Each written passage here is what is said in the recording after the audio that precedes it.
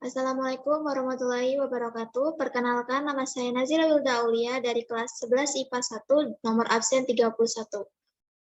Hari ini saya akan menjelaskan tentang Perang Aceh, perang antara Kesultanan Aceh dan kolonial Belanda.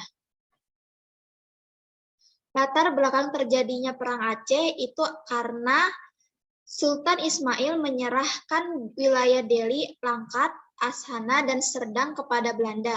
Padahal daerah-daerah itu sejak Sultan Iskandar Muda berada di bawah kekuasaan Aceh, Belanda melanggar perjanjian Siak. Maka berakhirnya perjanjian London tahun 1824.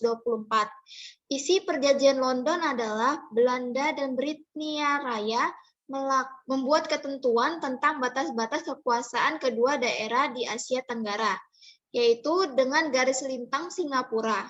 Keduanya mengakui kedaulatan Aceh. Aceh menuduh Belanda tidak menepati janjinya, sehingga kapal-kapal Belanda yang lewat di perairan Aceh ditenggelamkan oleh pasukan Aceh. Perbuatan Aceh ini didukung oleh Britania. Dengan dibukanya terusan Suez oleh Ferdinand de Lesseps menyebabkan perairan Aceh menjadi sangat penting untuk lalu lintas perdagangan. Ditandatanganinya Perjanjian London 1871 antara Inggris dan Belanda yang isinya Britania memberikan keleluasaan kepada Belanda untuk mengambil tindakan di Aceh. Belanda harus menjaga keamanan lalu lintas di Selat Malaka.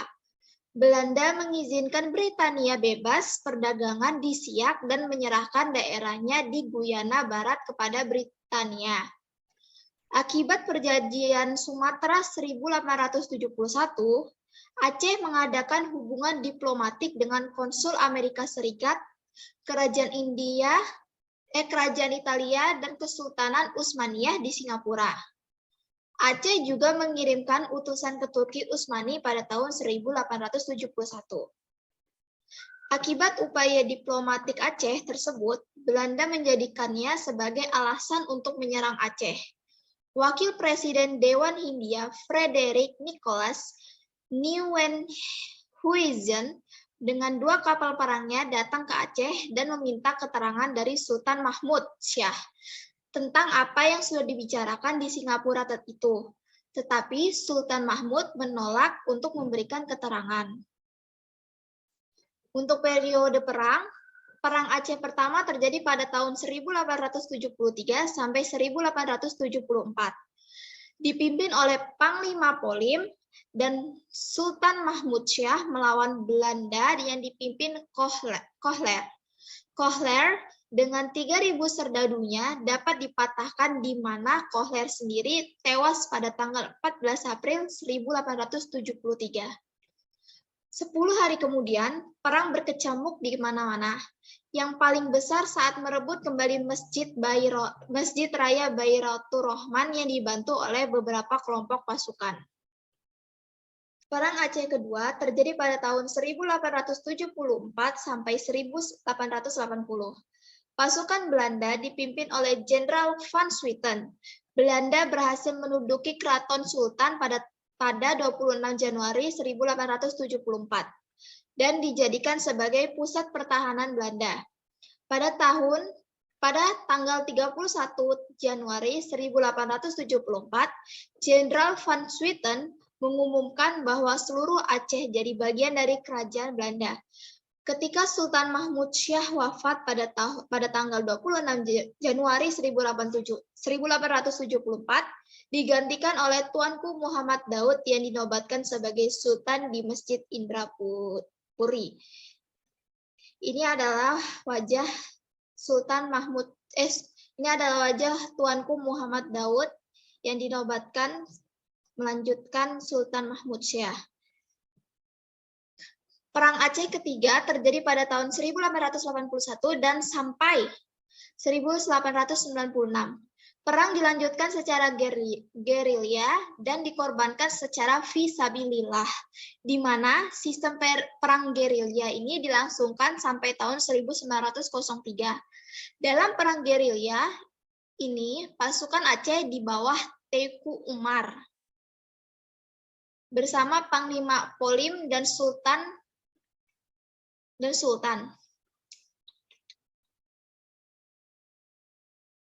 Pada tahun 1899, ketika terjadi serangan mendadak dari pihak Van der Dusen di Meulaboh, Teuku Umar gugur, tetapi Cut Nyak Dieh, istri Teuku Umar, kemudian tampil menjadi komandan perang gerilya.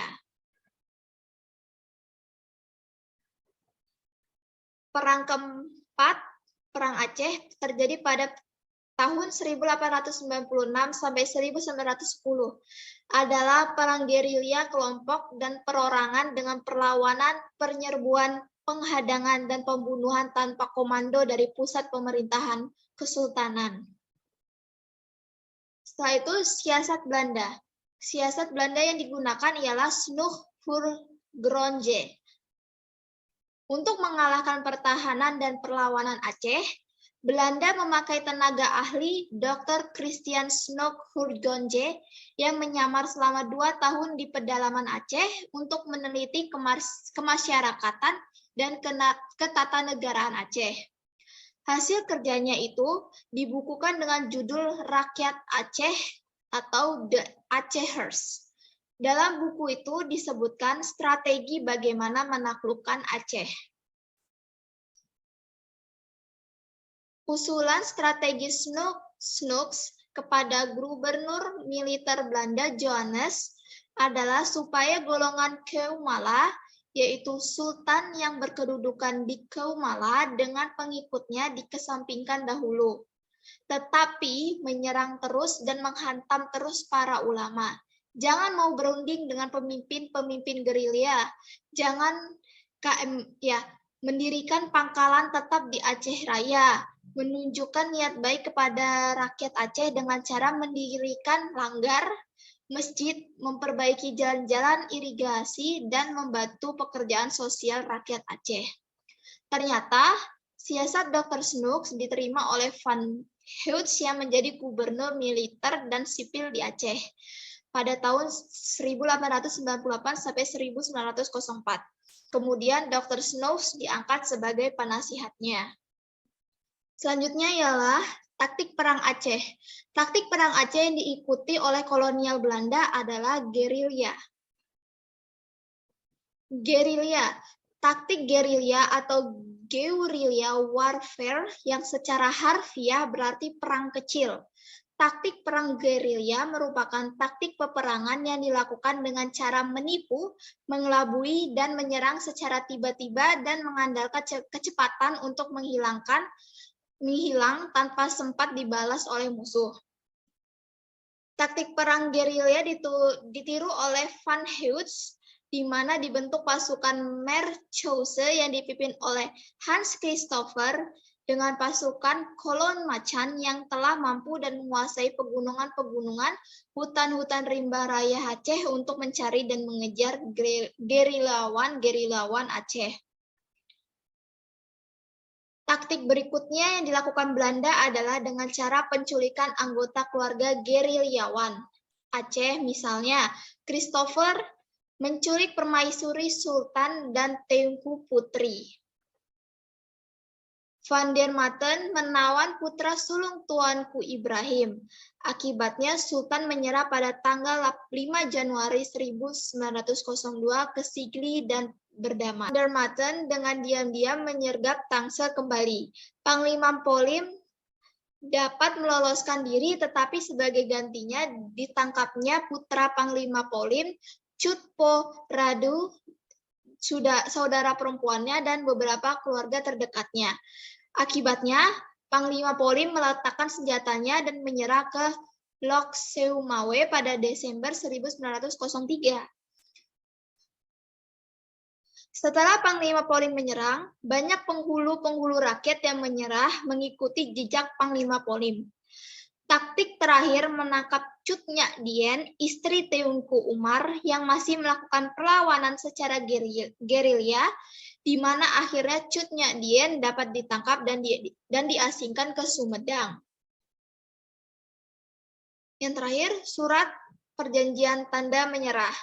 Selama Perang Aceh, Van Houts telah menciptakan surat pendek, yaitu Korte Verklaring Taatkracht pendek, tentang penyerahan yang harus ditandatangani oleh para pemimpin Aceh yang telah tertangkap dan menyerah, di mana isi dari surat pendek penyerahan itu sendiri berisikan raja atau sultan mengakui daerahnya sebagai bagian dari Hindia Belanda. Raja berjanji tidak akan mengadakan hubungan dengan kekuasaan di luar negeri. Berjanji akan mematuhi seluruh perintah-perintah yang ditetapkan Belanda. Perjanjian pendek ini menggantikan perjanjian-perjanjian terdahulu yang rumit dan panjang dengan para pemimpin setempat. Walau demikian, wilayah Aceh tetap tidak bisa dikuasai Belanda seluruhnya, dikarenakan pada saat itu tetap saja terjadi perlawanan terhadap Belanda.